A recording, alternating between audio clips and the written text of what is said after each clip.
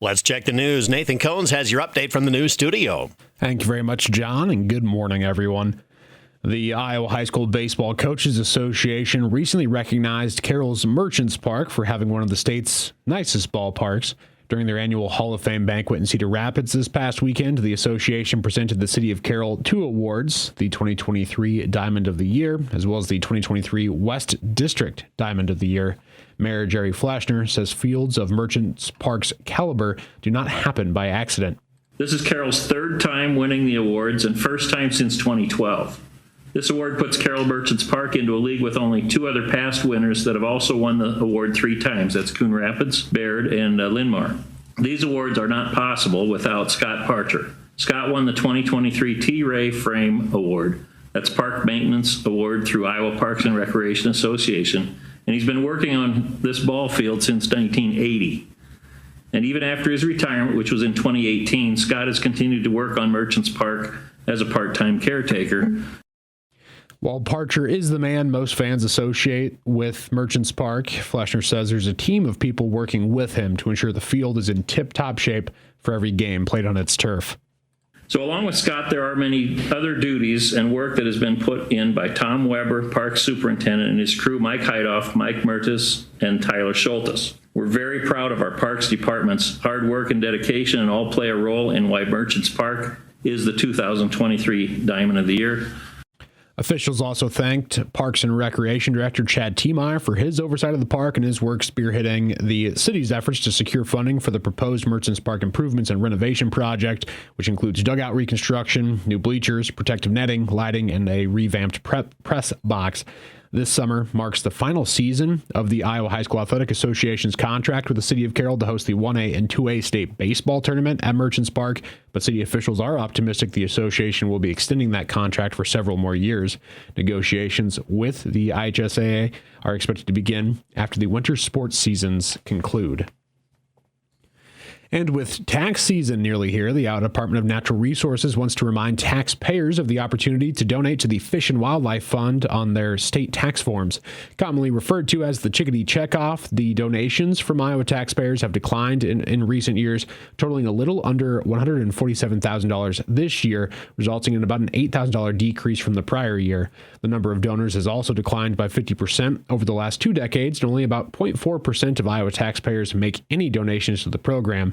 The contributions assist in funding non-game wildlife by improving habitat, restoring wildlife, creating learning opportunities for citizens, and much more. The Chickadee Checkoff is one of the only funding sources for the Iowa DNR's Wildlife Diversity Program, which makes the decrease in donors have such an impact. Stephanie Shepard, a wildlife biologist with that program, says if every Iowa taxpayer donated just $1, it would mean $1.6 million for wildlife and nature conservation. Those interested in donating can simply write the donation amount next to Fish and Wildlife on line 21 of their 1040 form, or let their tax preparer know they're wanting to contribute. New this year, in case hopeful donors do miss writing their donation on the tax form, donations can also be made online, and that link is included with this story on our website.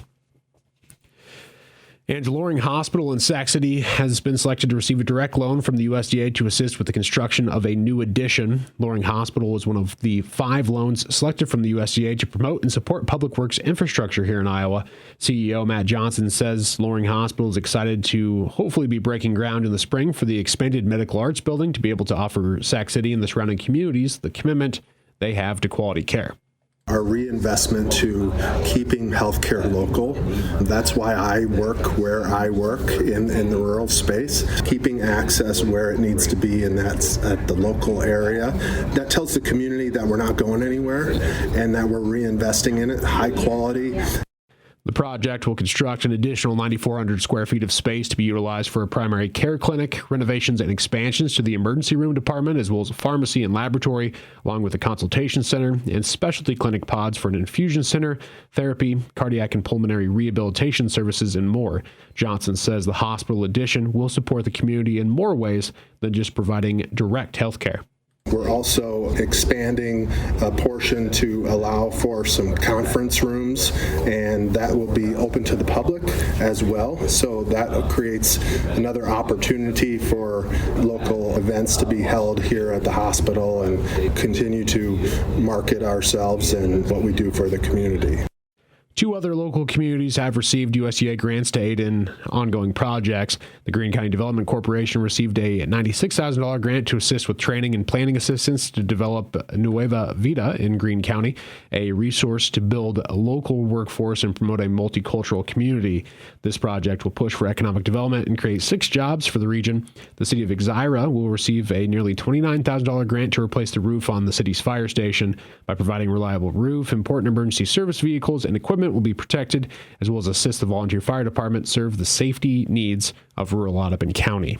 And that is going to be wrapping up your news here on KCIM. I'm Nathan Cones reporting. Again, roads are extremely slick in town, but we have no school announcements in aside from DMAC. They're going to be opening up at 10 o'clock this morning. That is the only announcement that we have in to our KCIM studios. Again, you can always check the announcements.